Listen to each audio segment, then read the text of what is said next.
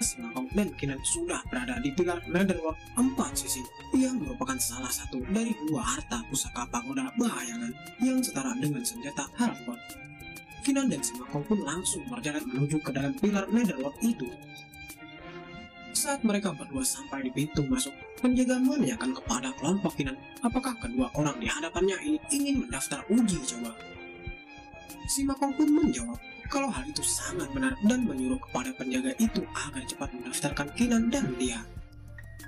Penjaga itu menjelaskan kalau uji coba ini peraturannya adalah di antara peserta yang mendaftar hanya satu yang akan dipilih untuk diberikan rencana khusus. Penjaga itu pun mengantar Kinan dan Simakong ke sebuah ruangan dan berharap Kinan dan Simakong dapat menunggu di ruangan ini. Saat Kinan dan Simakong masuk ke dalam ruangan, terlihat ada seseorang yang menatap Kinan dan Simakong. Ternyata sudah banyak orang di tempat itu. Simakong pun mulai menjadi tidak nyaman karena selalu ditatap oleh orang-orang di tempat itu. Namun Kinan menenangkan Simakong kalau Simakong tidak usah banyak bicara. Kinan dan Simakong pun mulai berjalan mendekati kursi yang kosong untuk mereka duduk dan menunggu instruksi selanjutnya. Tak berselang lama, muncullah 2 pria. Kinan menyadari kalau pria yang membawa pedang sepertinya murid dari sekte Heaven Saber dan peringkatnya seharusnya tidak rendah. Pria berbaju kuning itu ternyata bernama Renfei. Dia adalah anak dari tetua keempat dari pagoda bayangan dan orang yang bersamanya adalah Duanren saudaranya. Saudaranya ini adalah murid sekte Heaven Saber peringkat ke-897 Monarch Ranking. Aku yakin kalian tidak mungkin bisa bersaing dengan saudaraku. Karena hal itu, sebaiknya para peserta yang ada di sini menyerah saja dan mundur. Namun Kinan menjawab kata-kata dari pria berbaju kuning. Bagaimana kalau aku tidak mundur dan akan tetap ikut dalam tes ini? Pria berbaju kuning itu dengan sombongnya mengatakan, karena aku anak tetua keempat dari pagoda bayangan, jika kau tetap tidak patuh, maka sama saja kau menyinggungku dan kau harus berhati-hati di kota bayangan ini. Mendengar itu, Simakong pun tidak terima dan langsung marah-marah. Hanya seorang anak tetua, kau berani menyombongkan diri, apakah itu tidak berlebihan? Tiba-tiba, datanglah seseorang wanita yang menghentikan keributan di tempat itu dan menyuruh semua orang diam. Wanita itu ternyata adalah penguji yang bernama Wailin. Pria berbaju kuning pun langsung memberi hormat. Kinan pun mencoba menanyakan kepada senior Wailin. Senior, beberapa saat yang lalu, Renfei mencoba mengancam semua peserta dan memaksa kami agar mundur dalam uji coba. Bagaimana menurut Anda tentang hal itu? Senior itu ternyata tidak mempermasalahkan hal itu. Menurutnya, hal itu adalah hal biasa dan tidak terlalu penting. Kinan dan Simakong pun menyadari kalau senior Wailin ini ternyata juga sama saja dengan Renfei. Singkat cerita, para peserta uji coba pun dibawa ke suatu tempat. Senior itu menjelaskan kalau tempat ini penuh dengan jebakan. Kesulitan ujian akan disesuaikan berdasarkan martial tree kalian. Tugas kalian hanya memasuki kolam dan bertahan selama mungkin di kolam ini. Saat uji coba dimulai, Kinan dan Simakong pun langsung berlari sangat kencang menuju kolam itu. Singkat cerita, waktunya habis dan senior itu tidak percaya kalau hanya Kinanlah yang tersisa di kolam itu. Karena hal itu, senior itu pun mengumumkan kalau Kinan menjadi pemenang dari uji coba ini dan berhak mendapatkan rencana khusus. Simakong pun langsung mengejek pria berbaju kuning. Bukankah tadi ada yang mengatakan kalau tidak akan ada yang bisa mengalahkan Duanren? Tapi kenapa Duanren kalah pada uji coba ini? Terlihat pria berbaju kuning sangat kesal. Senior itu pun memberikan sebuah token spesial kepada Kinan. Senior itu menjelaskan kalau Kinan tidak perlu membayar apapun untuk 3 kali meminta informasi. Kinan pun mengambil rencana itu dengan ekspresi senang. Dia juga mengucapkan terima kasih kepada senior itu.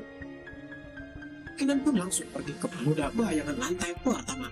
Ternyata Kinan ingin mengetahui di mana di benua tengah ini tempat yang paling banyak memiliki konsentrasi badai petir tertinggi. Ternyata informasi itu akan dikirim kepada Kinan dalam waktu 2 jam dari sekarang. Karena hal itu, Simakong pun mengajak Kinan pergi ke suatu tempat. Kinan dan Simakong pun pergi menuju ke suatu tempat. Sebelum dia sampai, Simakong mengeluarkan sesuatu. Dia menjelaskan kalau Kinan harus menggunakan ini agar kekuatan teknik mata Kinan meningkat. Sebenarnya benda ini sangat mahal, namun Simakong rela menggunakan ini agar teknik mata Kinan kekuatannya bisa menjadi lebih maksimal dan mereka bisa mendapatkan barang-barang yang bagus. Ternyata benda itu adalah yin dan yang liquid. Kinan pun memasukkan cairan itu setetes ke matanya. Si Makong memberitahu Kinan bahwa cairan itu dapat membuat mata Kinan mendapatkan kekuatan yin dan yang sementara. Setelah Kinan meneteskan cairan itu ke matanya, si Makong pun menanyakan apakah ada perubahan dan bagaimana efeknya. Ternyata cairan itu berhasil dan Kinan merasakan kalau kekuatan teknik matanya meningkat lebih kuat dari sebelumnya. Singkat cerita, Kinan dan si Makong pun sampai di suatu tempat yang bernama Jalan Miracle.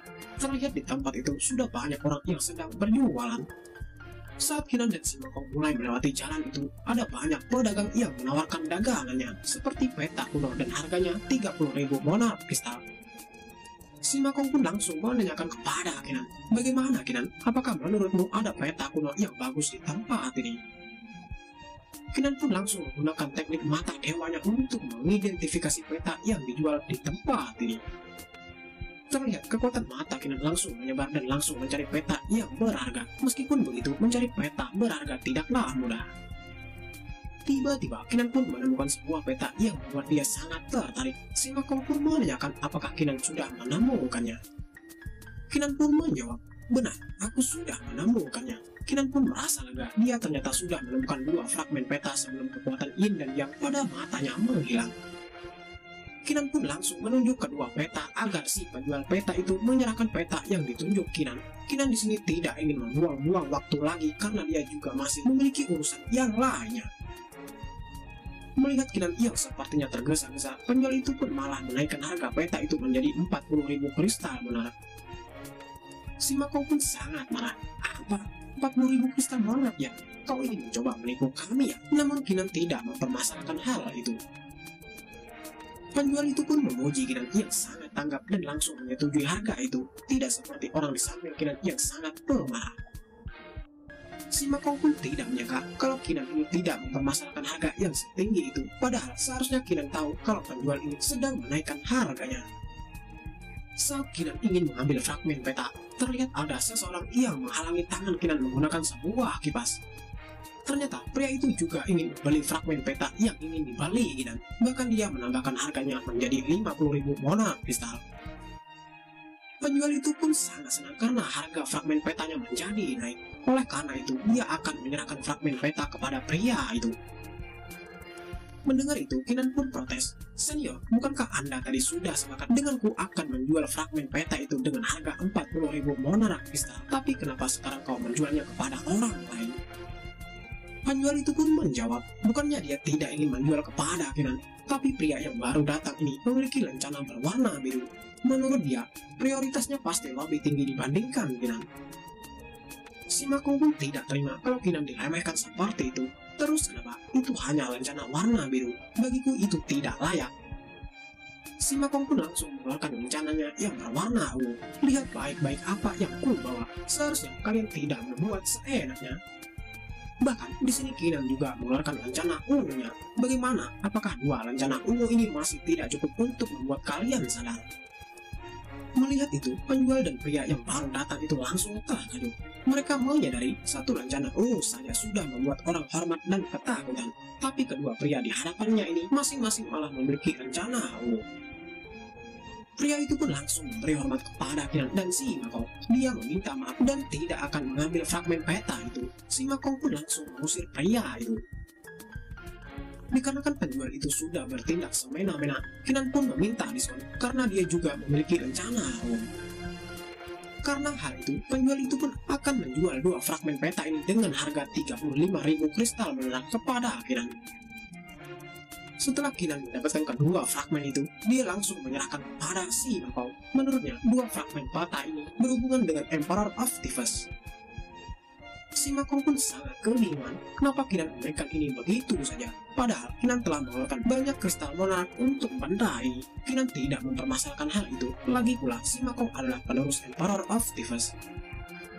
Si Makong pun langsung berterima kasih kepada Kinan. Bahkan dia sampai menangis di bawah kaki Kinan yang membuat Kinan langsung terkejut melihat tingkah konyol si Makong. Karena Kinan tidak tahan melihat tingkah konyol si Makong, dia pun langsung mendorong wajah si Makong agar tidak terlalu dekat dengannya. Menurutnya, itu sangat memalukan. Tiba-tiba, lencana ungu Kinan bergetar yang menandakan ada panggilan dari pagoda bayangan. Sepertinya pagoda bayangan ingin mengumumkan sesuatu. Kinan pun langsung mengambil lencana itu. Ternyata pagoda bayangan mengumumkan kalau kota Magic Thunder memperoleh artefak langka yang mampu menekan kekuatan langit dan bumi, sehingga menarik banyak perhatian para kultivator untuk mengatasi tribulasi mereka. Penguasa pertama dari kota itu memiliki ide untuk membuat tempat pertarungan tribulasi. Hadiah kecil dilakukan setiap hari dan hadiah yang besar dilakukan setiap bulan. Kinan pun berpikir ini adalah tempat yang cocok untuk Kinan. Dengan begini, Kinan dapat mengumpulkan kekuatan langit dan bumi setiap hari. Kinan pun menanyakan apakah si Makong akan ikut dengannya ke kota Magic Thunder. Sepertinya di sana akan ada hiburan yang sangat seru. Mendengar itu, si Makong pun sangat senang karena Kinan yang mengajaknya, maka dia pasti akan ikut dan tidak akan menolak. Si Makong pun langsung mengajak Kinan ke portal teleportasi. Menurutnya, jika si Makong bersama Kinan, maka dia selalu mendapatkan keberuntungan. Singkat cerita, Kinan dan si Makong pun sudah berada di kota Magic Thunder. Kinan pun akan berjalan-jalan dulu dan melihat keindahan kota. Namun tiba-tiba, peta harta karun milik Kinan mulai bercahaya pada saat Kinan berada di kota Magic Thunder. Kinan pun terkejut. Dia menyadari sepertinya peta hartanya ini sedang merespon sesuatu. Mungkinkah salah satu dari 3 hartanya ada di kota ini?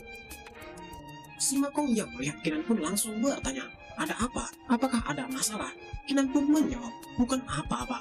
Ayo sekarang kita pergi ke Kasino Thunder Tribulasi ini. Singkat cerita, Kinan pun sudah sampai di tempat Kasino Thunder Tribulasi. Terlihat di sekitar tempat itu ada banyak orang yang sedang berlalu lalang. Saat Kinan memasuki tempat itu, salah satu penjaga menanyakan apakah saudara yang baru datang ini ingin bertarung. Penjaga itu menjelaskan kalau aula VIP akan dikenakan biaya 400 monarch kristal per masuk, 200 monarch kristal untuk aula tamu, dan 100 monarch kristal untuk aula normal. Si Makong pun sangat kesal saat mendengar kalau harganya sangat mahal seperti itu. Sepertinya penjaga ini sedang menyalahgunakan statusnya demi keuntungan. Penjaga itu pun memberitahu si Makong jika si Makong dan Kinan bisa menunjukkan identitas yang bisa membuat mereka terkesan, maka dia akan memberikan diskon. Kinan pun dengan cepat langsung mengambil rencananya dan memperlihatkan rencana itu kepada penjaga. Penjaga itu pun sangat terkejut saat melihat rencana Kinan. Apa? Bukankah itu rencana pemimpin puncak manusia dari sekte Dragon Emperor yang termasuk fraksi kelas 2? Kinan pun menanyakan apakah identitasnya ini belum cukup. Penjaga itu dengan panik mengatakan, tentu saja status Anda cukup. Sekarang kalian bisa pergi menuju ke aula VIP kota Magic Thunder dengan gratis. Tak berselang lama, ada seseorang yang menghampiri Kinan. Orang itu menjelaskan kalau penguasa kota Magic Thunder mengundang Kinan untuk bertemu. Apakah Kinan ada waktu? Kinan pun menjawab kalau dia akan menemui pemimpin kota Magic Thunder karena dia juga sedang tidak sibuk. Singkat cerita, Kinan pun sudah berada di mansion penguasa kota. Terlihat ada seseorang yang sedang duduk di hadapan Kinan. Ternyata orang itu adalah pemimpin kota ini. Pria itu sangat kagum dengan Kinan karena berani datang ke sini. Padahal kota Magic Thunder ini adalah kota di bawah otoritas sekte Heaven Saber. Pria itu pun menakut-nakuti Kinan dengan mengatakan, apakah kau tidak takut celaka karena sudah berani memasuki sarang singa? Kinan dengan santainya menjawab, bagaimana aku akan bisa menangkap singa jika tidak memasuki sarangnya? Lagi pula, belum jelas siapa yang akan menjadi domba dan siapa yang akan menjadi singanya. Pemimpin kota pun memuji Kinan. Kau sangat percaya diri, itu bagus. Tapi kau juga harus sadar diri. Meskipun begitu, aku juga tidak terlalu ikut campur dengan permusuhan kalian. Namun bukan berarti kau diterima di kota ini.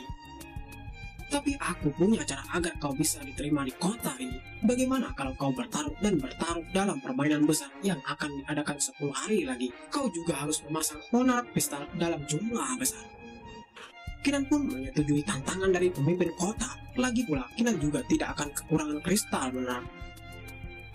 Pemimpin kota menjelaskan kalau akan ada 2 jenius Law Devri Martial Secret dengan jiwa bela diri peringkat yang tingkat 2 yang akan bertarung satu sama lain dengan tribulasi mereka.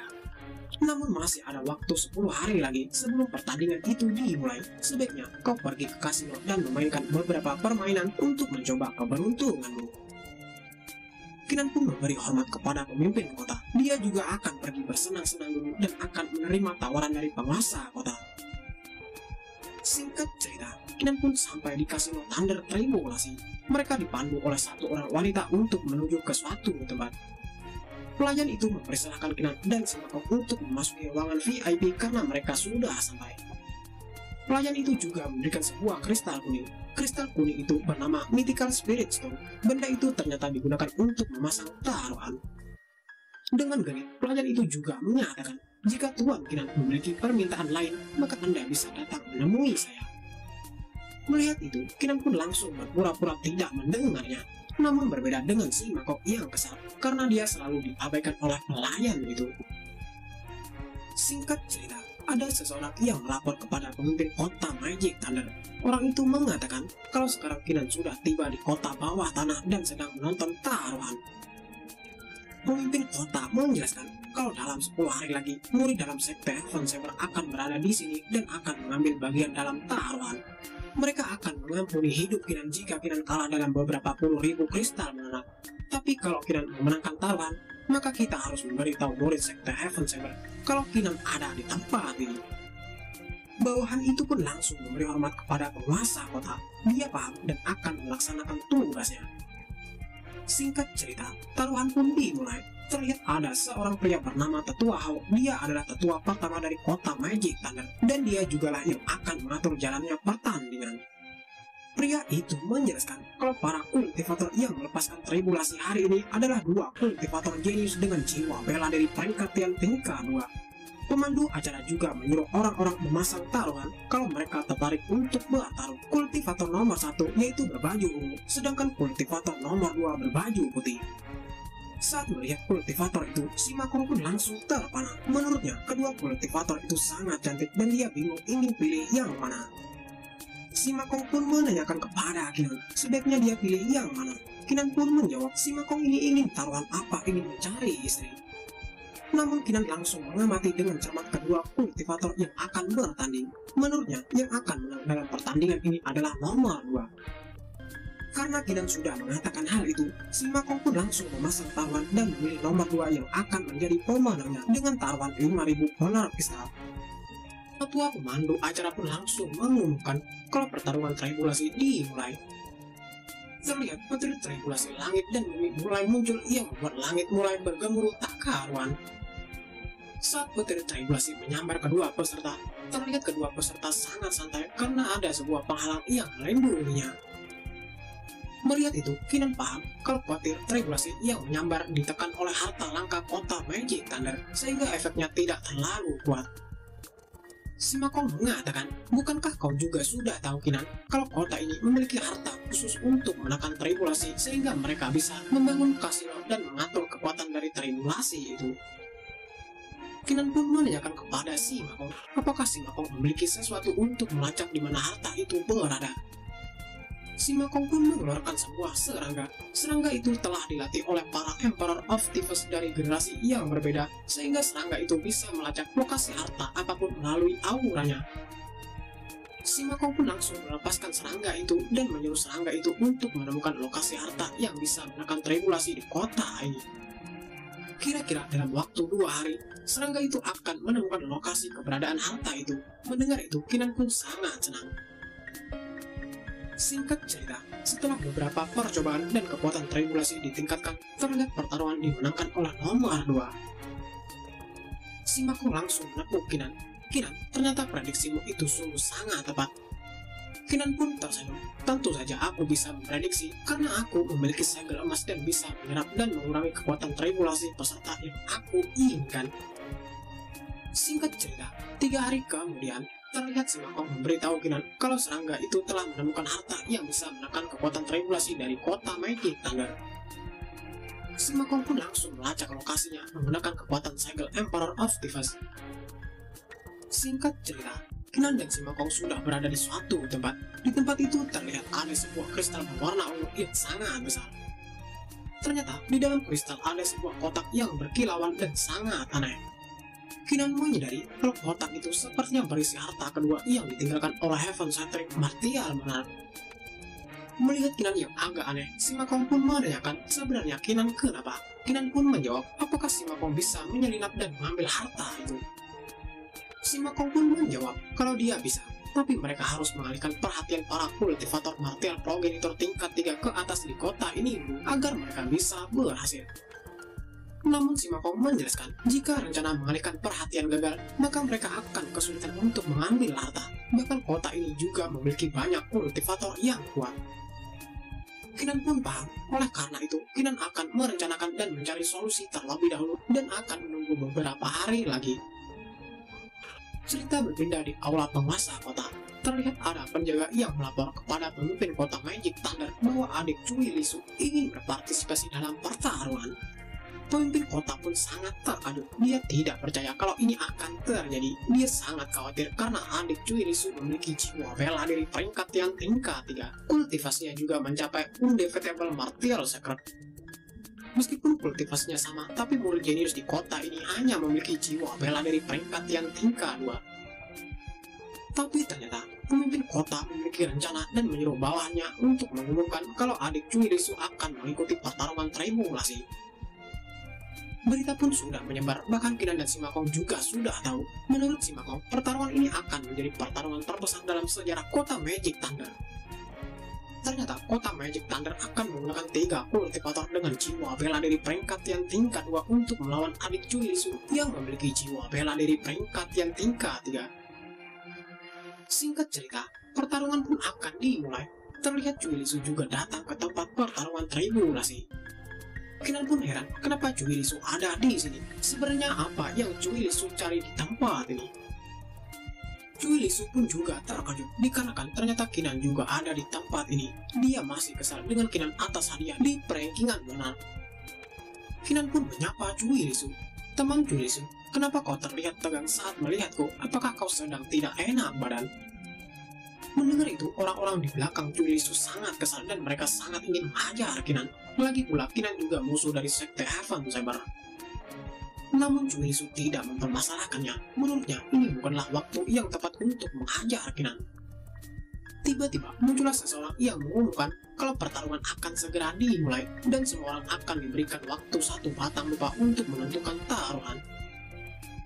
Cui Lisu pun mengajak Kinan untuk bertarung. Dikarenakan adiknya yang bertarung, maka Cui Lisu akan memilih adiknya dan Kinan harus memilih ketiga kultivator dari kota Magic Thunder. Kinan pun menyetujui taruhan itu. Ternyata taruhan itu sebanyak 70.000 kristal monark dan Kinan langsung menyetujuinya. Mendengar itu, Cui Lisu sangat senang. Ternyata Kinan makan umpannya dan pada hari ini dia akan membuat Kinan malu. Saat pertarungan dimulai, Kinan hanya tersenyum. Menurutnya, si Makong sepertinya sudah memulai dalam penyelinapannya. Cerita berpindah di tempat si Makong yang mendekati sebuah kristal yang berisi harta karun. Karena dia sudah di dalam dan sudah tepat di depan kristal, si Makong akan mengirim sinyal kepada Kinan agar Kinan melaksanakan rencana mereka. Saat sinyal si Makong sampai di tempat Kinan, dia pun langsung paham dan akan mulai menarik perhatian orang-orang.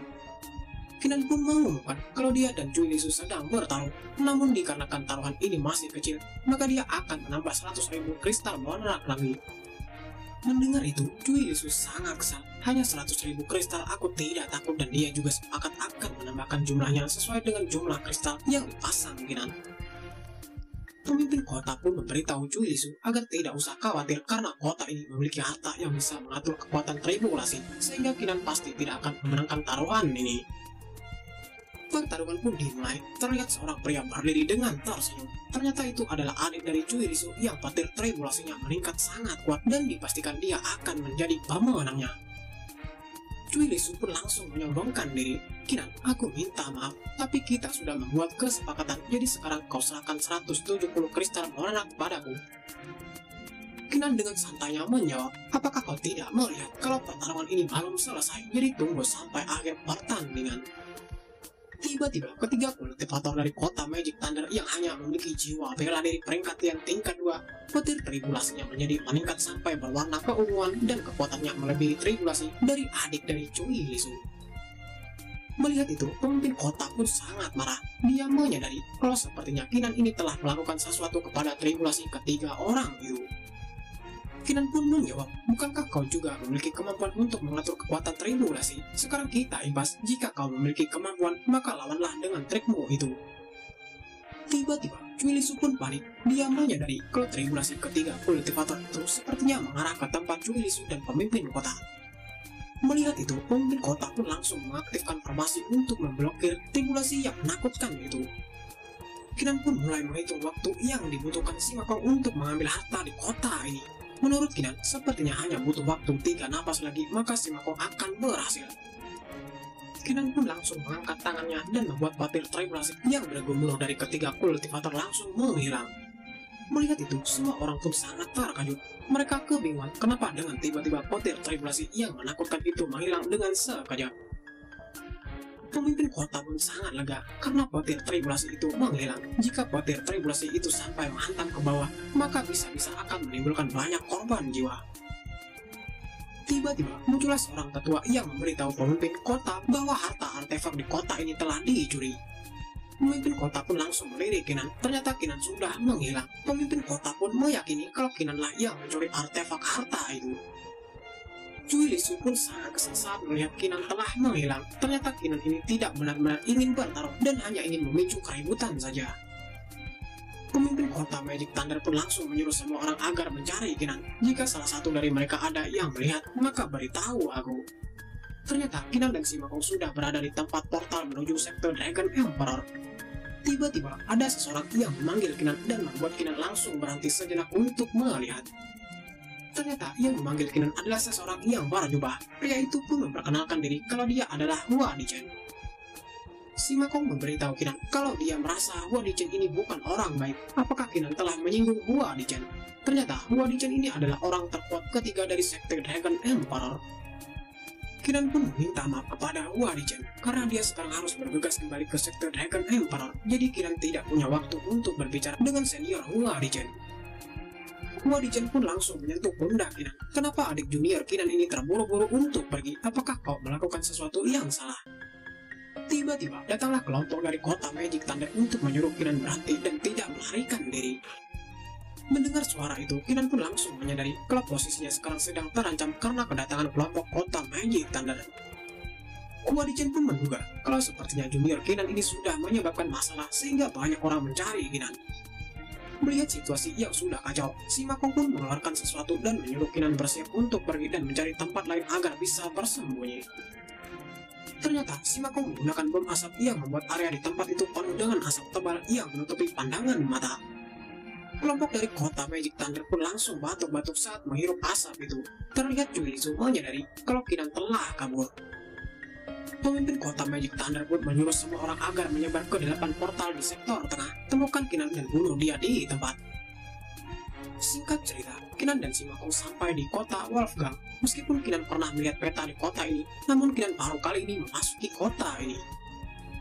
Kinan pun langsung mengajak si Makong menuju ke pegunungan Firpat. Dijelaskan bahwa kota Wolfgang ini ternyata termasuk fraksi kelas 3 dengan peringkat yang rendah. Dan pada saat Kinan dan si Makong memasuki pegunungan, kelompok pemimpin kota Magic Thunder akan kesulitan menemukan Kinan dan si Makong. Tak berselang lama, tiba-tiba datanglah kelompok pemimpin kota Magic Thunder. Terlihat dia menemukan jejak Kinan dan si Makong di kota ini. Dikarenakan si Makong dan Kinan telah ketahuan, si Makong pun langsung menggunakan sebuah teknik untuk menghilangkan jejak mereka. Si Makong pun memberitahu Kinan kalau sekarang mereka tidak akan terdeteksi oleh kelompok pemimpin kota Magic Thunder. Namun si Makong menanyakan apakah Kinan bisa menangani kultivator martial progenitor tingkat 6. Kinan pun menjawab kalau dia bisa. Singkat cerita, Kinan dan si Makong sudah berada di dalam pegunungan Firpat. Mereka melakukan ini karena menghindari terjadinya pertarungan yang sia-sia. Setelah berjalan menelusuri pegunungan, terlihat Kinan menemukan sesuatu. Ternyata tempat di depan mereka ini adalah tempat terlarang. Ternyata Kinan dan si Makong ingin memasuki tempat terlarang. Namun sebelum masuk, si Makong akan melakukan sesuatu. Ternyata si Makong menggunakan tekniknya untuk memanggil dua sosok dan akan menggunakan kedua sosok itu untuk melakukan sesuatu. Si Makong pun memberikan setetes darahnya kepada kedua sosok itu. Terlihat kedua sosok itu mulai berubah bentuk. Ternyata si Makong ingin menggunakan kedua sosok itu sebagai tipuan agar bisa mengelabui para kelompok dari pemimpin kota Magic Thunder. Si Makong pun menyuruh kedua sosok yang mirip Kinan dan dia itu untuk pergi menjauh dari tempat ini agar menjadi sebagai umpan. Si Makong dan Kinan pun mulai mendekati area terlarang yang dibatasi oleh api yang membara. Si Makong pun menyadari kalau api itu sangat kuat dan bahkan kultivator di bawah martial progenitor tidak akan bisa masuk. Si Makong pun bertanya, apakah Kinan bisa mengatasi api itu? Kinan pun menjawab, santai saja, aku pasti bisa menangani api itu dengan mudah, jadi kau percaya saja padaku. Kinan pun langsung mengeluarkan serangan dari tangannya yang membuat api itu terbelah dan membuat jalan agar si Makong dan Kinan bisa memasuki area terlarang.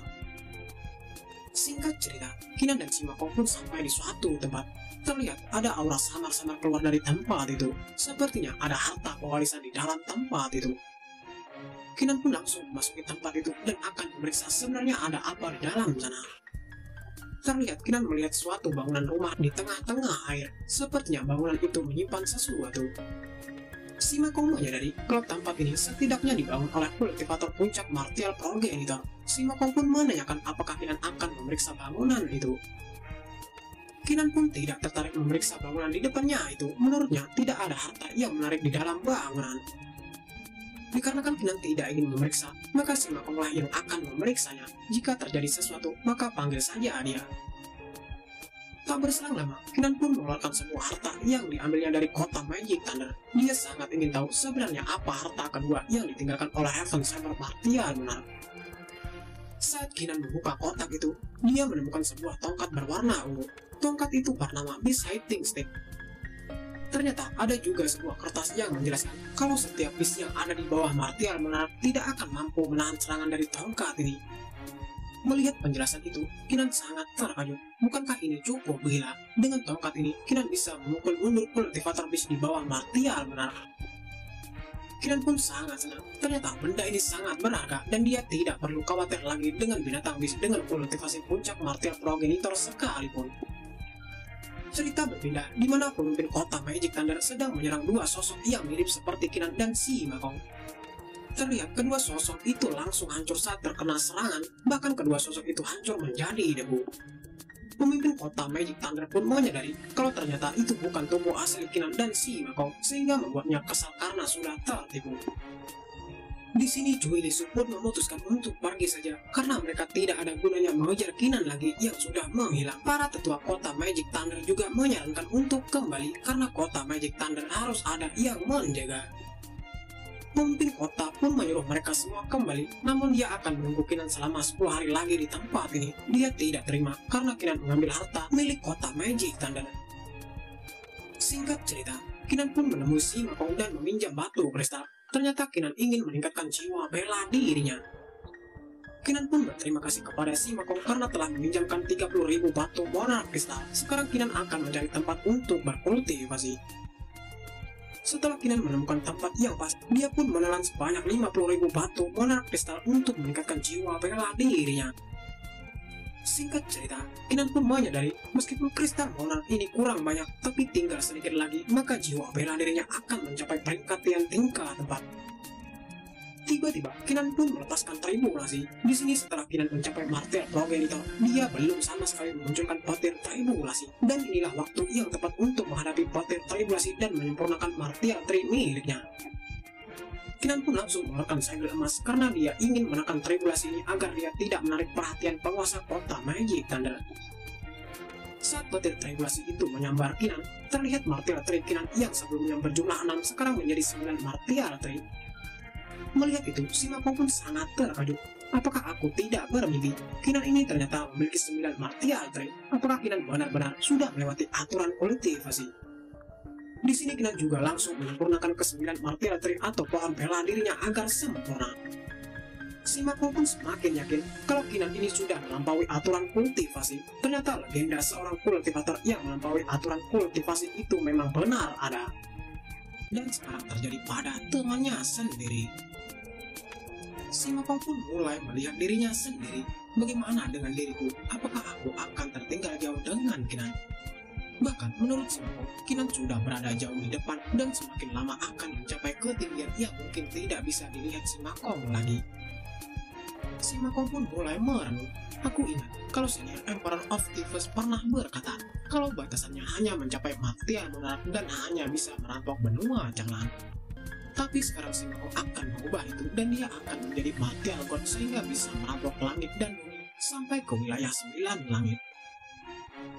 Singkat cerita, Kinan pun sudah selesai menyempurnakan 9 martial tree-nya. Terlihat Kinan mulai turun ke darat untuk menemui si Makong. Si Makong pun sangat senang. Kinan, akhirnya kau selesai juga. Di sini aku sudah menunggumu berhari-hari. Kinan tak memungkiri hal itu karena menyempurnakan 9 martial tree itu butuh waktu yang lama. Saat melihat si Makong, Kinan merasakan ada yang berbeda. Si Makong hanya tertawa. Kinan mengetahui kalau si Makong ini sekarang sepertinya sudah menemukan tujuan hidupnya. Tiba-tiba, Kinan dikagetkan dengan rencana yang bersinar terang. Dengan cepat, Kinan sadar kalau itu rencana dari Sekte Dragon Emperor. Saat Kinan mendengarkan isi pesannya, ternyata semua pemimpin puncak Sekte Dragon Emperor disuruh untuk berkumpul. Kinan pun mengajak si Makong untuk pergi ke Sekte Dragon Emperor, namun si Makong menolaknya karena pewarisan Emperor of Thieves menunggunya. Pada saat Kinan dan si Makong keluar dari tempat itu, mereka melihat fenomena langka. Sepertinya pewaris pegunungan Firpat sudah ditemukan. Si Makong pun langsung mengeluarkan suatu benda untuk melacak orang yang mendapatkan pewarisan di pegunungan Firpat ini. Setelah si Makong menemukan lokasinya, mereka berdua pun bergegas menuju tempat itu untuk mengecek. Setelah sampai, Kinan dan si Makong melihat ada seorang lelaki yang sedang melayang di udara dengan aura yang mengesankan. Si Makong pun terkejut, ternyata orang di hadapan mereka ini sudah hampir selesai mendapatkan pewarisan. Pria itu mengeluarkan kuasnya dan menggunakannya untuk menggambar sesuatu. Kinan pun terkejut, sepertinya pria yang melayang ini dia sedang menciptakan monarch art sendiri. Tak berselang lama, pria itu pun sadar kalau dia sedang diamati oleh Kinan. Tatapan Kinan membuat orang itu agak tidak nyaman. Dikarenakan orang itu sudah menyelesaikan pewarisan, dia pun langsung terbang pergi menjauh dari pegunungan Firpat. Kinan pun tersenyum. Jika dia bertemu lagi dengan orang itu, maka dia sangat ingin membicarakan tentang kejadian yang baru dilihatnya. Kinan pun mengajak si Makong pergi karena pewarisan pegunungan ini juga sudah diambil oleh orang lain. Di sisi lain, penguasa kota Magic Thunder juga menyadari sepertinya pewarisan pegunungan Pat telah muncul. Namun dia sangat kesal. Menurut instingnya, pewarisan pegunungan Firpat sepertinya juga sudah diambil oleh orang lain. Singkat cerita, sampailah Kinan di Sekte Dragon Emperor. Terlihat ada seseorang yang memarahi Kinan karena datang terlambat. Ternyata yang memarahi Kinan adalah Xuanli dari klan Serigala. Kinan pun meminta maaf kepada Xuanli karena membuat Xuanli menunggu. Dia terlambat ke sini karena ada sesuatu hal yang harus diselesaikannya. Kinan pun memasang wajah kusut. Kinan mengetahui kalau Xuanli ini adalah ayah dari Xuan Ye. Wajar saja dia sangat kesal karena anaknya dijadikan tunggangan oleh Kinan. Tak berselang lama, terjadi keributan karena Xuan Ye tetap akan menjadi tunggangan Kinan meskipun ayahnya melarang. Menurut Xuan Ye, dia harus menepati janji. Ayah Xuan Ye pun agak kesal kepada Kinan. Bagaimana bisa anaknya dijadikan tunggangan oleh seorang manusia? Menurutnya, masalah ini adalah salah Kinan. Tiba-tiba datanglah tetua pertama Sekte Dragon Emperor yang bernama Huali.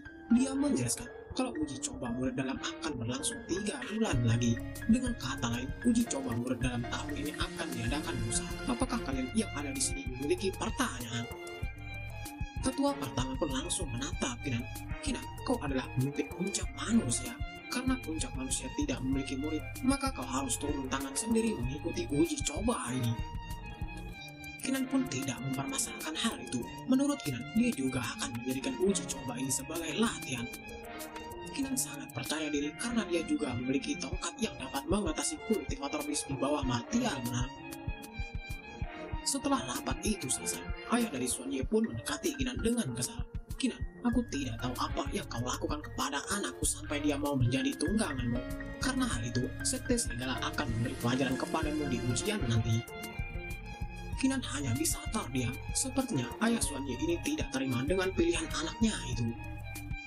Singkat cerita, Kinan pun menuju ke aula kultivasi puncak manusia. Di sini dia berpikir akan bersantai dulu untuk memikirkan rencana selanjutnya. Saat Kinan memasuki ruangan, terlihat ada sebuah tengkorak yang menyapa Kinan. "Master, Anda sudah kembali." Kinan pun langsung terkejut sejadi-jadinya. Dia tidak percaya kalau ada hantu tengkorak di puncak kultivasi ini. Tengkorak itu pun kebingungan kenapa masternya ini sangat terkejut saat melihatnya, padahal masternya ini yang membawanya ke tempat ini.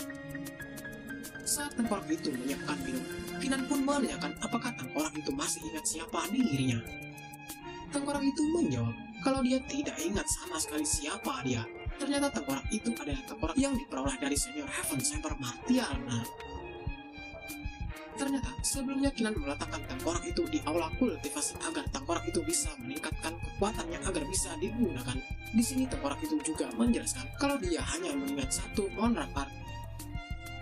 Mendengar itu, Kinan pun menyuruh tengkorak itu untuk menunjukkan Monarch Art yang diingatnya. Tengkorak itu pun langsung menyatukan kedua telapak tangannya dan mulai mengeluarkan aura. Tiba-tiba muncullah sebuah topi di kepala Kinan. Melihat itu, Kinan sangat kebingungan. Sebenarnya Monarch Art seperti apa yang ditunjukkan oleh tengkorak ini? Tengkorak itu menjelaskan kalau Monarch Art itu disebut Godly Granite. Setelah kau menjadi sasarannya, maka benda itu akan tetap menempel di kepalamu. Kinan pun langsung mengajukan Monarch Art itu. Menurutnya hal terpenting sekarang adalah meningkatkan kekuatan dari tengkorak itu dan menyuruh tengkorak itu berkultivasi di tempat ini. Sebelum Kinan pergi, tengkorak itu meminta kepada Kinan agar dia diberi nama. Kinan pun menamai tengkorak itu sebagai Xiao. Di sini, Kinan juga memberikan sebuah jubah kepada tengkorak itu untuk menutupi tulang-tulangnya agar manusia dan bis tidak takut kepada tengkorak itu. Singkat cerita, uji coba untuk mengetes kekuatan murid dalam pun telah dimulai dan Kinan dengan percaya diri akan ikut dalam uji coba ini. Orang-orang mulai membicarakan Kinan. Meskipun Kinan ini pemimpin puncak manusia, tapi kultivasi Kinan paling hanya berada di Martial Progenitor tingkat 2 karena Kinan hanya memiliki jiwa bela diri peringkat yang tingkat 1. Tak berselang lama, muncullah Putri Mumu yang menghampiri Kinan dan langsung menyapa Kinan. Kinan yang melihat Putri Mumu menyadari kalau tampaknya Monarch Art yang dilatih Mumu dapat mengubah kekuatan jahat menjadi kekuatannya sendiri. Tidak heran kalau kekuatan Mumu meningkat dengan cepat. Dengan berlalu pergi, Putri Mumu pun mengatakan, jangan terbunuh dengan orang lain karena aku yang akan menghabisimu. Mendengar itu, Kinan pun hanya bisa menghela nafas. Sepertinya Putri Mumu ini masih tidak mempercayainya kalau dia bukanlah pembunuh dari ayahnya. Tiba-tiba datanglah Swania dari klan Serigala. Kau Kinan ya, sebaiknya kau berhati-hati saat dalam ujian karena aku akan membunuhmu. Kinan pun tidak habis pikir karena hidupnya penuh dengan ancaman seperti ini. Sepertinya orang-orang dari klan Serigala benar-benar marah kepadanya. Tak berselang lama, tiba-tiba Kinan merasakan ada aura yang setara dengan jiwa bela diri peringkat yang tingkat 4. Ternyata aura itu berasal dari seorang wanita. Wanita itu bernama Kingxi dari generasi kedua Nine Tailed Ski Fox. Ada juga seorang pria berambut merah dengan nama Anli dari klan Demon Glen. Ada juga pria berambut kebiruan yang bernama Dongfang. Kinan paham kalau mereka ini memang pantas dianggap 3 klan bis teratas. Kultivasi mereka juga sudah mencapai Martial Progenitor tingkat 5. Kinan juga mengamati Dongfang. Menurutnya, Dongfang ini memiliki kekuatan misterius di dalam tubuhnya. Tak berselang lama, datang lagi seorang pria yang bernama Hua Juidao. Dia dari klan Hua yang disuruh Hua Dijan untuk menghabisi Kinan. Kinan pun mengatakan dengan terang-terangan, sepertinya kau Hua Juidao disuruh Hua Dijan untuk membunuhku kan? Pria itu pun membenarkannya, namun jika Kinan mau tunduk kepada Hua Dijan, maka nyawa Kinan akan diampuni. Kinan dengan tenang menjelaskan kalau semua orang yang memaksanya untuk tunduk maka akan dikirim ke alam baka. Jadi berhati-hatilah jika tetap memaksaku. Namun pria itu tidak menghiraukan kata-kata dari Kinan dan tetap bersikeras menyuruh Kinan agar tunduk. Jika tidak, maka dialah yang akan mencabut nyawa Kinan. Singkat cerita, tetua pertama pun mengumumkan kalau aturan dari ujian ini adalah tidak ada batasan dalam ujian. Jadi kalian bisa menggunakan semua kekuatan yang dimiliki. Ujian akan berlangsung di dunia Nine Tailed yang penuh dengan harta. Kalian bisa mengubah hidup kalian dengan kemampuan kalian sendiri. Setiap orang akan diberikan lencana sebelum ujian dimulai. Menghancurkan lencana akan memindahkan kalian kembali ke tempat ini. Namun kalian akan didiskualifikasi. Jika kalian memiliki rencana paling banyak di akhir ujian, maka kalian akan dipromosikan menjadi murid inti sekte dan Emperor dan akan bisa berkultivasi di 10,000 Beast Garden. Tetua pertama pun memberi hormat kepada Tetua Agung agar segera membuka dunia Nine Thailand untuk tempat ujian. Tetua Agung pun mengeluarkan kekuatannya dan membuat sebuah lubang teleportasi untuk para murid masuk ke dunia Nine Thailand. Tetua Agung memberitahu para murid kalau ujian akan dilaksanakan selama 10 hari dan dia akan melihat apakah ada murid yang bisa mendapatkan rencana yang banyak. Melihat senyuman Tetua Agung, para murid hatinya langsung berbunga-bunga. Mereka terpana dengan kecantikan dan senyuman Tetua Agung yang sangat manis. Kinan hanya tersenyum. Aku tidak menyangka kalau Tetua Agung ini selalu menggoda semua orang. Tidak heran kalau semua orang tergoda karena Tetua Agung yang paling menawan. Singkat cerita, Kinan pun sudah berada di dunia Nine Thailand. Di sini Kinan berniat ingin mencari sebanyak mungkin harta dan akan menjualnya untuk mendapatkan kristal benar. Setelah berjalan menyusuri tempat itu, Kinan menemukan sebuah tumbuhan. Tumbuhan itu bernama Seductive Wisdom Flower. Kinan pun langsung mendekati tanaman itu untuk mengambilnya. Tanaman itu sangat berharga dan akan terjual dengan harga mahal. Namun Kinan langsung mendapatkan serangan sebelum dia berhasil mengambil tanaman itu. Kinan pun menghindar dan langsung mengamati lingkungan di sekitarnya. Ternyata ada seorang wanita. Wanita itu yang menyerang Kinan. Menurutnya, Kinan sangat beruntung karena bisa menghindari serangannya. Wanita itu ternyata membawa 3 orang teman. Ketiga orang itu pun menyadari kalau bukankah pria yang ditemukannya ini adalah Kinan pemimpin puncak manusia. Wanita itu pun langsung menyuruh agar Kinan menyerahkan rencananya dan memberikan semua barang-barang yang dia bawa. Kinan pun tidak mau memberikan barang-barang dan rencananya dan langsung mengeluarkan senjata tongkatnya. Ketiga orang itu pun langsung menyerang Kinan dengan bersamaan. Menurut mereka, Kinan ini tidak tahu diri karena dengan kultivasi Kinan tidak akan bisa mengalahkan kekuatan mereka bertiga. Namun Kinan dengan sangat mudah bisa memukul mundur kedua murid yang menyerangnya itu. Tiba-tiba muncullah seorang pria dengan palunya bersiap menyerang Kinan dengan palunya itu. Kinan pun langsung jongkok dan menggunakan tongkatnya untuk menyerang masa depan pria itu yang membuatnya langsung syok berat. Pria itu pun langsung kesakitan setengah mati, bahkan air matanya juga keluar karena tidak kuat menahan rasa sakit itu. Kinan pun mengajak ketiga murid yang menyerangnya, bukankah kalian ingin menghajarku? Tapi kenapa sekarang seperti cacing yang kepanasan? Kinan pun langsung menyuruh ketiga murid itu menyerahkan barang-barang yang mereka miliki karena telah mengganggu dirinya dalam mencari harta di tempat ini. Setelah Kinan mendapatkan rencana dan barang-barang dari ketiga murid, Kinan pun melanjutkan perjalanannya. Dia berharap akan bertemu dengan murid yang memiliki banyak harta. Tiba-tiba muncullah sebuah cahaya keunguan yang menjulang ke atas langit. Menurut Kinan, jika ada fenomena alam maka pasti ada harta yang muncul. Kinan pun langsung bergegas menuju ke tempat fenomena itu dan akan memeriksa harta seperti apa yang ada di tempat itu. Namun di perjalanan, Kinan bertemu dengan murid klan Serigala.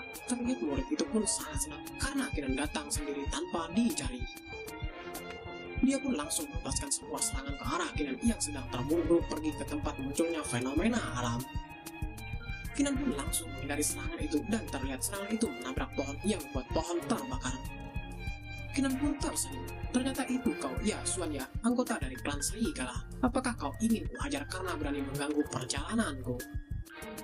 Di sini Suanya tidak mengira kalau Kinan memiliki kemampuan menghindar yang cepat. Sepertinya Kinan ini memiliki beberapa kemampuan yang hebat. Tapi dia tidak peduli. Suanya pun langsung menyerang Kinan kembali dengan kekuatan di tangannya dan mendekati Kinan. Tak berselang, tiba-tiba Suanya berhenti karena ada sebuah tongkat yang menepuk dahinya dan membuatnya terkejut. Suanya pun sangat marah. Kau kira aku anak kecil sehingga kau hanya menyerangku dengan serangan yang selama ini? Ternyata Kinan menepuk dahi Suanya karena dia ingin memblokir kekuatan martir progenitor Suanya. Suanya pun langsung melompat mundur, tapi dia juga menyerang Kinan. Suanya yakin kalau serangannya ini pasti bisa mengalahkan Kinan. Kinan pun hanya tertawa. Jangan terlalu memaksakan diri Suanya. Asal kau tahu saja, kekuatanmu itu tidak akan bisa mengalahkanku. Sebelum serangan itu sampai ke tempat Kinan, tiba-tiba Suanya langsung batuk darah.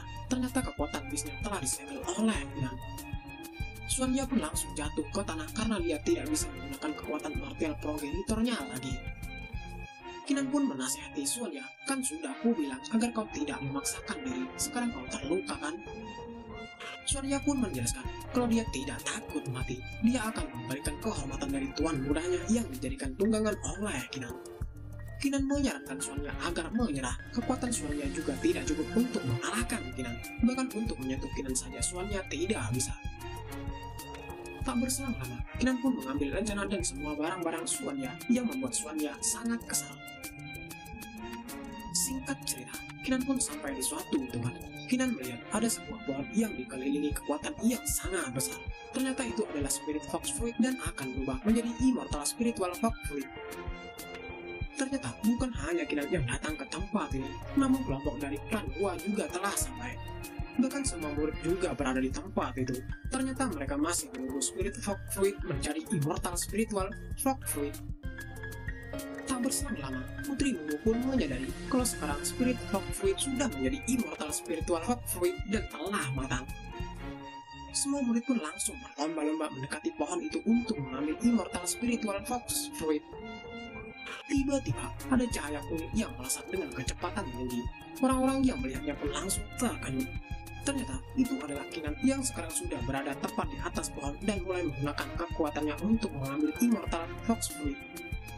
Tak berselang lama, Kinan pun mendapatkan Immortal Spiritual Fox Fruit dan akan membawanya pergi. Namun pria dari klan Hua sangat kesal dan meminta Kinan menyerahkan Immortal Spiritual Fox Fruit itu kepadanya. Para murid juga mengejek Kinan kalau Kinan tidak pantas mendapatkan harta itu. Menurut mereka, Kinan hanyalah seorang manusia. Bisa masuk ke sektor Dragon Emperor saja itu sudah menjadi berkah bagi Kinan. Kinan pun menantang semua murid, jika ingin mendapatkan Immortal Spiritual Fox Fruit ini, maka ambil saja sendiri darinya. Kinan juga ingin melihat kekuatan seperti apa yang mereka miliki sampai menyebutnya tidak layak. Karena Kinan tidak ingin membuang-buang waktu, Kinan pun langsung melesat dan menyerang semua orang yang meremehkannya. Terlihat para murid banyak yang terampas terkena satu serangan Kinan, bahkan serangan Kinan hanya terlihat seperti cahaya berwarna kekuningan. Para murid yang tersisa pun sangat kebingungan sebenarnya apa yang terjadi, kenapa Kinan begitu kuat dan sangat cepat serangannya. Orang berambut hijau pun menyadari kalau Kinan memiliki tongkat yang tidak biasa. Sepertinya tongkat itu adalah artefak langka yang bisa menahan kultivator Abyss. Kinan pun kembali menantang semua murid yang ingin mencoba merebut harta yang telah didapatnya. Pria dari klan Hua pun langsung menghampiri ketiga murid lainnya. Sekarang di saat keadaan yang kritis seperti ini, bagaimana jika bekerja sama agar bisa mengalahkan Kinan? Seorang wanita pun menyetujuinya dan mereka harus menunjukkan kepada Kinan kekuatan masing-masing dari klan kultivator Abyss. Kinan yang mendengar perbincangan para kultivator Abyss pun mengatakan, ngomong-ngomong, aku akan menunjukkan sesuatu pada kalian agar kalian sadar kalau Kinan tidak bisa dibandingkan dengan mereka.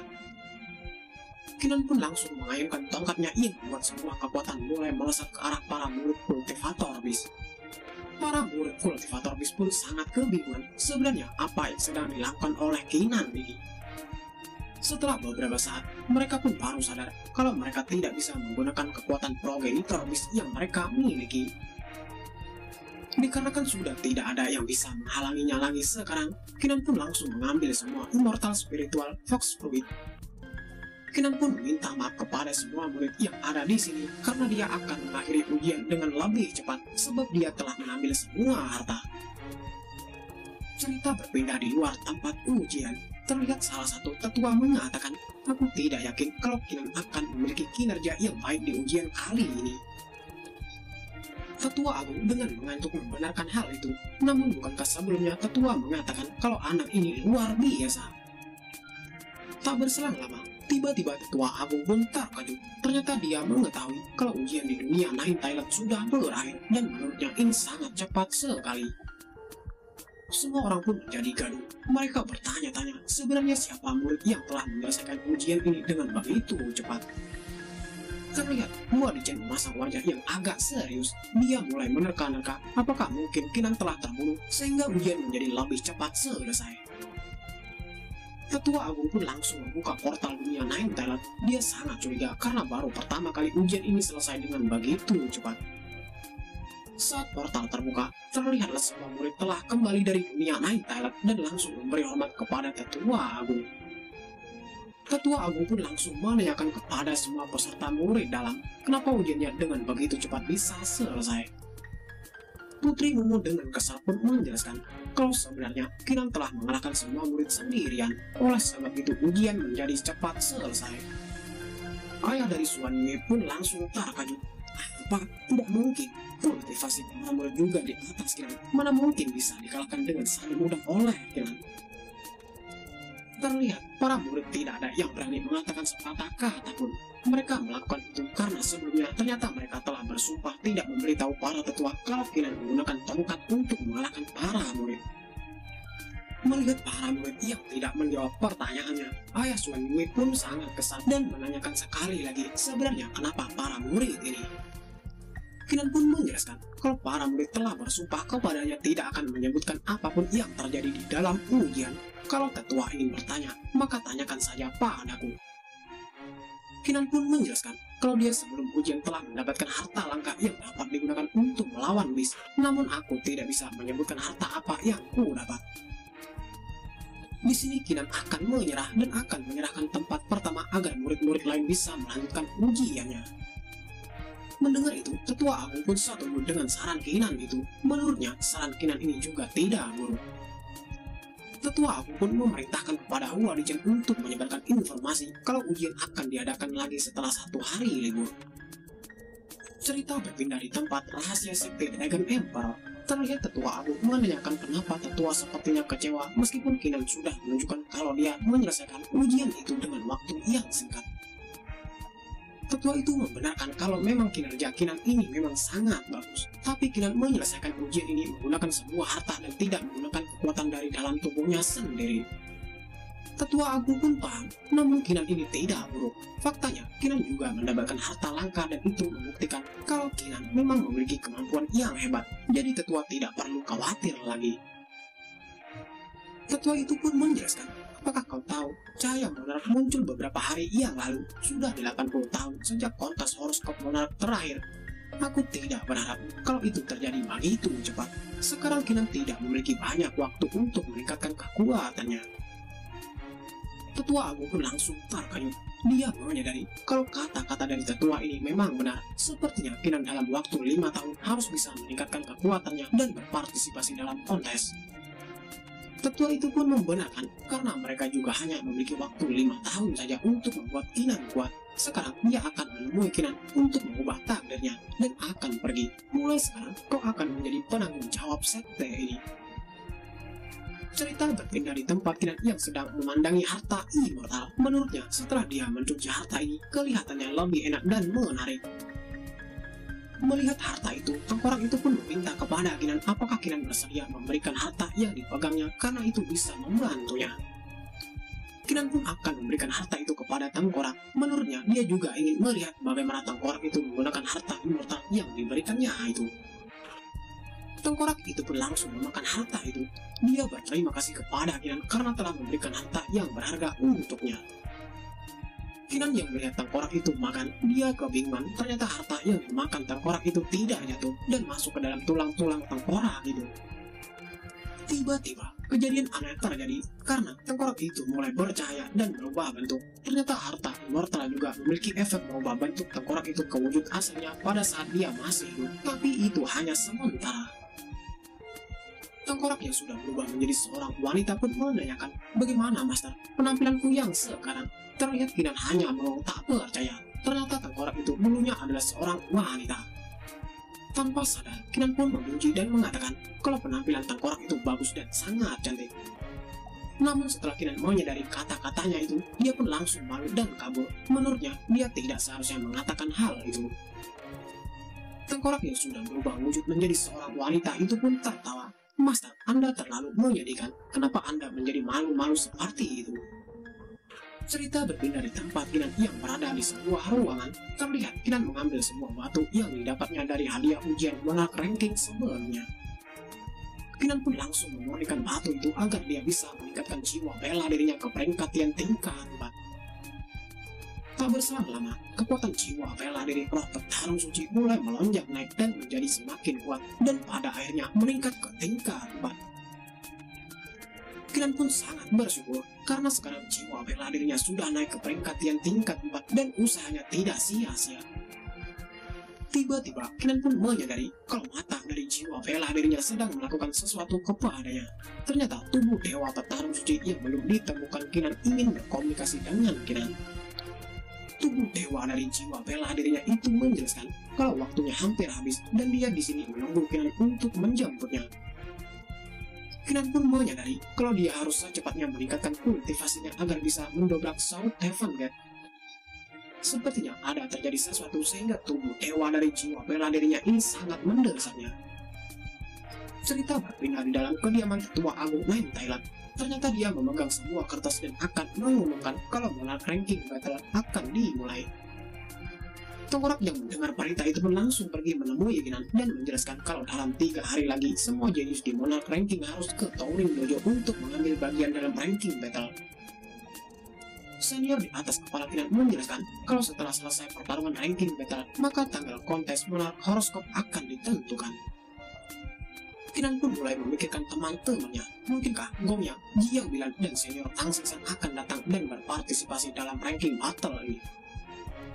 Kinan pun mulai tersenyum. Jika benar-benar temannya datang, maka dia bisa melihat Putri Miao lagi. Aku penasaran bagaimana keadaan Putri Miao sekarang. Tengkorak yang melihat Kinan senyum-senyum sendiri pun mengatakan, pasti Master sedang memikirkan seorang wanita kan? Kinan yang mendengar itu pun sangat kesal dan menyuruh tengkorak itu agar diam dan tidak mengganggunya karena Kinan sedang memikirkan Putri Miao. Singkat cerita, 3 hari kemudian terlihat Xuan Yue menemui Kinan. Kinan pun menanyakan kenapa Xuan Yue menemuinya. Xuan Yue pun menjelaskan, bukankah kau ingin bertarung di puncak naga? Aku datang ke sini untuk mengantarmu. Kinan pun sangat senang karena Xuan Yue datang sebelum dipanggil. Xuan Yue pun langsung berubah menjadi serigala dan langsung mengantarkan Kinan menuju ke suatu tempat. Cerita berpindah di Battle Dojo Puncak Naga. Terlihat sudah ada banyak orang yang berbaris di tempat itu. Setelah Kinan sampai, salah satu tetua menjelaskan kalau mereka akan pergi setelah tim pertama siap dan Kinan akan menjadi pemimpin dari para grup itu. Kinan pun memberi hormat kepada tetua itu karena dia sudah dipercaya, maka dia akan melaksanakan tugas dengan benar. Terlihat kelompok pertama sudah berkumpul dan mengumumkan kalau kelompok pertama sudah siap untuk berangkat. Kinan pun menyadari ternyata 3 orang itu adalah jenius peringkat atas yang sebenarnya dari sekte Dragon Emperor. 3 master muda itu ada yang berasal dari klan Dragon, klan Nine Thailand, dan klan Demonic Pilin. Tak berselang lama, kelompok kedua dengan pemimpin grup adalah Putri Mumu mengumumkan kalau grup mereka telah siap berangkat. Setelah semua grup siap, tetua itu berlangsung menyuruh kepada semua grup untuk berangkat menuju ke tempat pertarungan. Setelah kelompok sekte Dragon Emperor sampai di suatu tempat, tetua itu menjelaskan kepada Kinan kalau dojo mereka berada di dojo ke-13 dan Kinan harus membawa teman-temannya ke sana. Kinan pun langsung mengangkat tangannya dan mengajak teman-temannya bergegas untuk menuju ke dojo ke-13. Setelah sampai ke dojo ke-13, Kinan pun langsung duduk di sebuah kursi. Kursi itu sepertinya terbuat dari batu. Terlihat ada seseorang yang mengejek, apakah aku tidak salah lihat? Ternyata mungkin para grup sekte Dragon Emperor hanya memiliki peringkat 2000-an. Hal ini sungguh mengecewakan. Kinan pun dengan ekspresi dingin langsung menatap orang yang mengejeknya itu. Meskipun begitu, Kinan tidak menganggap hal itu serius. Pria botak itu pun langsung kesal saat ditatap oleh Kinan. Kenapa kau menatapku? Apakah ada yang salah dari kata-kataku? Xuan Yue pun sangat kesal saat pria botak itu mengganggu Kinan. Menurutnya, pria botak itu tidak usah mengurusi sekte orang lain.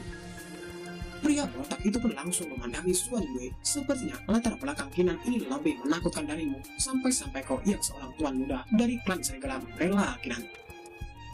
Di sini Xuan Yue ingin menghajar pria botak itu, namun Kinan menghentikannya. Menurutnya hanya akan melanggar aturan jika Xuan Yue menghajarnya sekarang.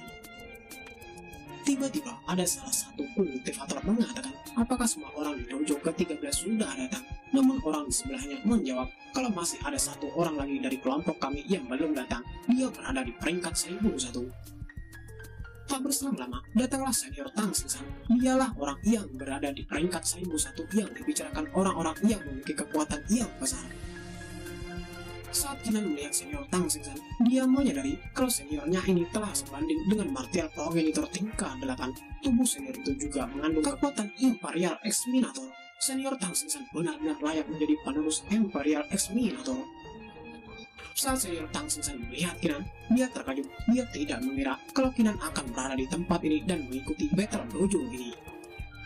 Senior itu pun langsung mencabut pedangnya dan mengarahkannya kepada Kinan. Orang-orang pun mulai beranggapan kalau sepertinya Kinan ini memiliki masalah dengan Tang Xingsan. Sepertinya Kinan akan kesulitan dalam battle dojo ini. Namun pria botak menyadari kalau gerakan itu adalah gerakan melambaikan pedang yang dimana hanya akan ditunjukkan pada saat mereka bertemu dengan teman atau sahabatnya. Dikarenakan dia tidak bisa mengalahkan Tang Xingsan, maka dia akan menghajar Kinan karena Kinan adalah teman dari Tang Xingsan. Tiba-tiba muncullah seseorang yang mengumumkan kalau Monarch ranking battle akan segera dimulai.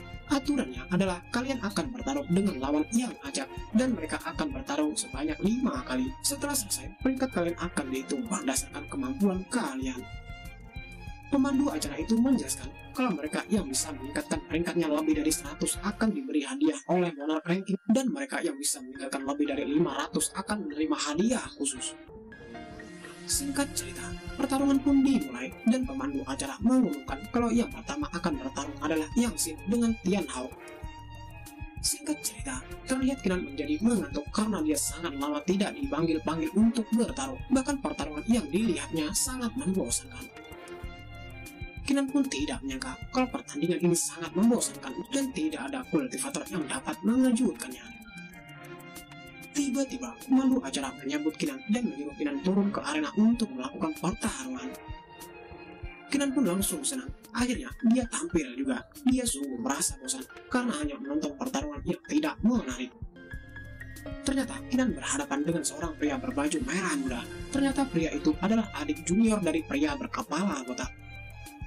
Pria berkepala botak pun sangat senang. Sepertinya Kinan tidak beruntung hari ini karena langsung mendapatkan lawan yang tangguh. Musuh dari Kinan itu pun langsung menyerang Kinan menggunakan teknik pedangnya yang bernama Triple Saber Killing Formation dan terlihat muncullah beberapa pedang dan siap menyerang Kinan. Saat serangan itu menuju ke arah Kinan, orang-orang pun mulai bersorak kalau Kinan pasti akan kalah karena serangan yang menuju ke arah Kinan itu sangat kuat. Kinan dengan ekspresi datar mengatakan hanya formasi pedang, satu pukulanku sudah cukup untuk menghancurkannya. Terlihat pada saat serangan Kinan dan serangan formasi pedang bertabrakan, serangan formasi pedang musuh Kinan langsung retak. Pria itu pun tak percaya, Kinan hanya menggunakan serangan biasa untuk menghancurkan formasi pedangnya. Mungkinkah Kinan ini sedang menyembunyikan kekuatannya? Sebelum dia tersadar dari keterkejutannya, ternyata serangan Kinan langsung menghantam tubuh pria berbaju merah muda itu yang membuatnya langsung terpental sangat jauh. Pria botak itu pun terkejut.